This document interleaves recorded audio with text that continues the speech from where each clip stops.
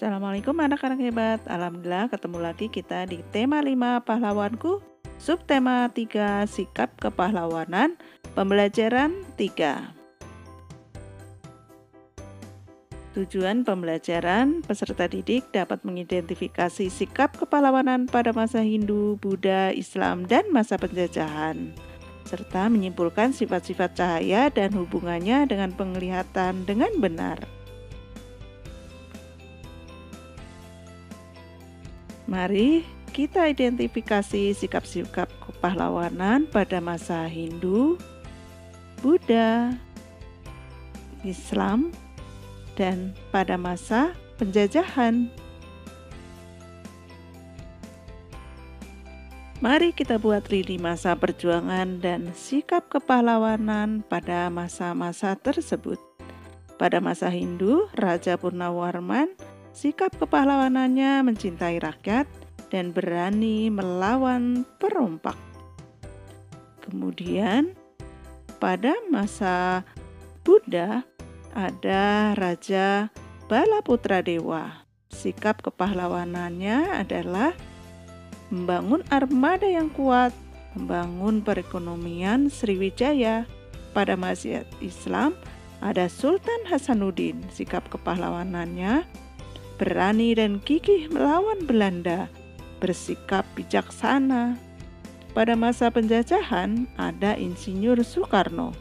Sikap kepahlawanan beliau mengutamakan musyawarah untuk kepentingan bangsa dan negara, serta rela berkorban untuk negara.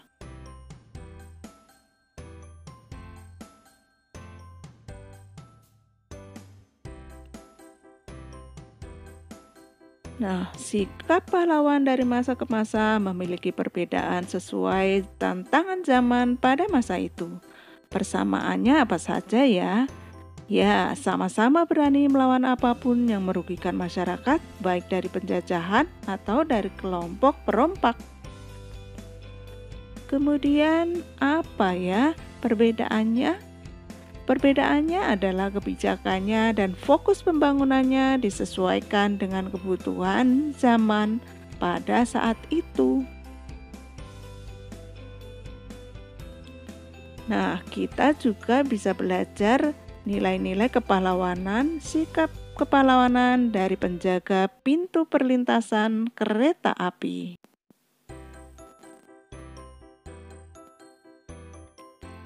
Yuk kita simak teks pahlawan tanpa tanda jasa berikut ini. Gimin tinggal di desa Lemah Abang, Karawang. Pekerjaannya sangat mulia, banyak orang yang telah ia selamatkan. Namun demikian banyak orang yang tidak peduli terhadap pekerjaan yang ia lakukan. Tidak ada ucapan terima kasih yang diberikan kepadanya. Pendapatannya sangat kecil dan tentunya kurang untuk memenuhi kebutuhan keluarganya. Jam istirahatnya tidak menentu, bahkan suatu saat ia tidak bisa menikmati makan siangnya karena tiba-tiba ada pekerjaan yang harus ia lakukan. Hari raya pun terkadang ia harus masuk bekerja. Namun Gimin tetap berusaha untuk bekerja sepenuh hati. Gimin sangat mencintai pekerjaannya. Ia sudah melakukan pekerjaannya hampir 30 tahun lamanya. Apa ya sebenarnya pekerjaan Gimin? Mengapa ia sangat senang dengan pekerjaannya? Gimin adalah seorang penjaga pintu perlintasan kereta api. Ia sangat bangga dengan pekerjaan yang ia lakukan karena ia bisa menyelamatkan banyak orang, mulai dari pejalan kaki, pengguna sepeda motor, penumpang mobil, atau pengguna kendaraan lainnya. Panas terik atau guyuran air hujan tidak pernah ia pedulikan. Begitu juga dengan suara bising kendaraan, ia tidak pernah terganggu dengan semua itu.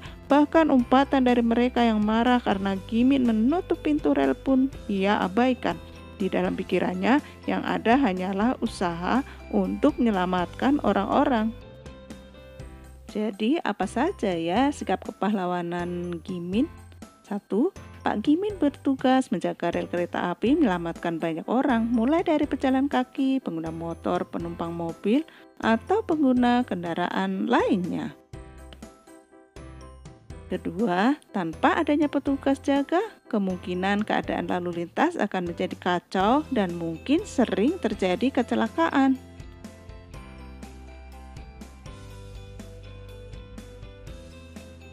Yang ketiga, sebagai penjaga pintu rel kereta api, sikap kepahlawanan Pak Gimin adalah bekerja keras dan pantang menyerah dan bekerja dengan sungguh-sungguh sesuai dengan keahliannya.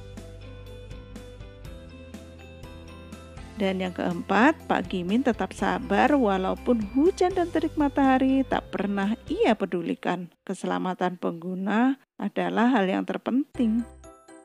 Nah, sekarang kita akan belajar tentang sikap kepahlawanan dari penjaga kapal selam. Sikap kepahlawanan pun dimiliki oleh mereka yang bekerja di kapal selam. Mereka menjaga perairan Indonesia tetap terjaga dari gangguan orang-orang yang tidak bertanggung jawab. Kapal selam menggunakan sebuah jendela yang membantunya melihat keadaan sekeliling. Jendela ini berfungsi seperti mata pengintip. Jendela pada kapal selam disebut periskop. Seperti ini ya periskop. Mari kita amati periskop sederhana berikut ini. Ada cahaya yang masuk, kemudian ada cermin pertama. Cahaya merambat lurus kemudian dipantulkan dan cahaya diterima oleh mata.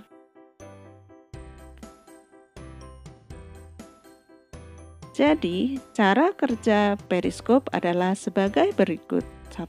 Cahaya yang masuk dari bagian ujung periskop akan dipantulkan oleh cermin. Kedua, pantulan cahaya tersebut kemudian merambat lurus menuju cermin kedua. 3. Saat mengenai cermin kedua, cahaya kembali dipantulkan. 4. Pantulan cahaya dari cermin kedua akan mengarah ke mata sehingga kita dapat melihat keadaan di atas periskop. Periskop menerapkan sifat cahaya yang berupa pemantulan. Cahaya dari atas objek yang ditangkap oleh cermin datar kemudian dipantulkan menuju mata pengamat. Nah, kita ingat lagi ya sifat-sifat bayangan yang dibentuk oleh cermin datar berikut ini. Silahkan kalian ingat-ingat lagi ya, karena pada pembelajaran sebelumnya kalian sudah belajar mengenai sifat-sifat bayangan yang dibentuk oleh cermin datar, cermin cekung, dan cermin cembung. Alhamdulillah kita sudah menyelesaikan pembelajaran hari ini. Terima kasih sudah subscribe. Semoga bermanfaat. Sampai jumpa.